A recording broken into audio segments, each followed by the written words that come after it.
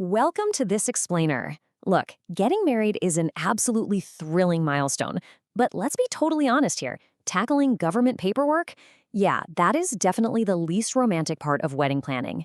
It can feel pretty overwhelming, but don't worry, we've got you covered. Today, we're going to cut right through the confusion and make this entire process incredibly straightforward so you can get back to focusing on the fun stuff. We're going to transform a dry government checklist into 4 stress-relieving, easy-to-follow phases. We've got Phase 1, eligibility and essential documents. Phase 2, visiting the county clerk. Phase 3, navigating the timeline. And finally, Phase 4, the ceremony and beyond. All right, Phase 1, eligibility and essential documents. Let's dive right into this first phase, which is really all about gathering what you need from the absolute comfort of your own living room. Before you even think about packing up the car, you've got to meet the baseline legal eligibility rules in Texas. It's pretty standard stuff. You both need to be 18 years or older, you obviously can't be currently married to someone else, and you cannot be closely related under Texas law. But here is the absolute most important requirement, so listen up. You must apply together in person. Seriously, you cannot send your partner to handle this alone while you're off picking up the floral arrangements. It's a strict requirement, so just treat it as your first official team effort as a soon-to-be married couple. Now, let's clarify exactly what needs to be in your folder before you leave the house. Think of your documents in 2 distinct categories. First up is your primary ID. Everyone needs one of these to prove who they are. That could be a Texas driver license, a state ID, a U.S. passport, or a military ID. Next are your conditional documents. You only bring these if they apply to your specific life situation. So we're talking about a social security number, a divorce decree if you were recently divorced, or a death certificate if you're widowed.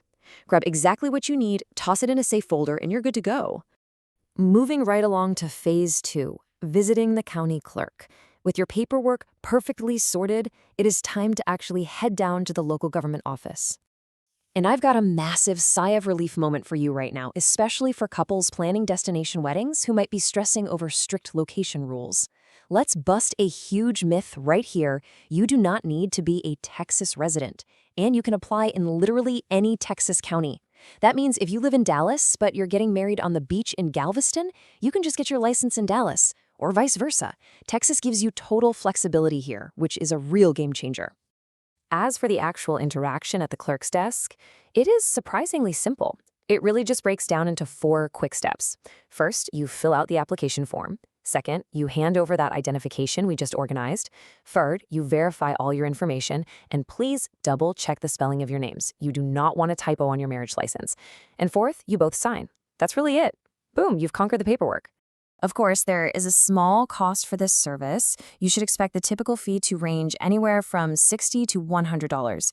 It varies a bit depending on which specific county you're in, so checking ahead is always a smart move. And just a quick reminder, the clerk is usually pretty flexible with payments. They'll generally take cash, credit cards, debit cards, or money orders. Okay, here's where things get interesting. Phase 3, navigating the timeline. We are now entering what we call the Texas time trap.